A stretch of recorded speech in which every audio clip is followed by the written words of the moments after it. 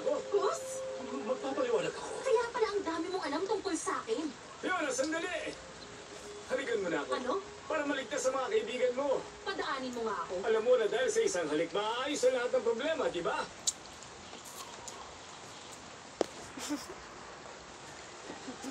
Mahiling nga na mo!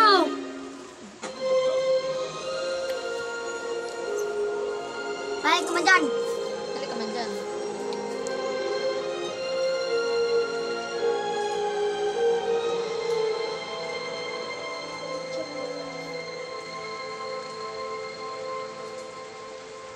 Ba't wala nagbago? Ang daya naman, akala ko ba? Maayos ang lahat dahil sa halik ng tunay na pag-ibig. Alam mo, yan din ang sabi sa akin noon. Pero hindi tunay na pag-ibig ang nagligtas sa akin sa Torre. Ako mismo ang nagligtas sa sarili ko. Hindi totoong tunay na pag-ibig. Maganda, oh. Nangyayari lang yan sa mga fairy tale. Fiona, huwag mo sabihin yan. Totoong may pag-ibig. Paano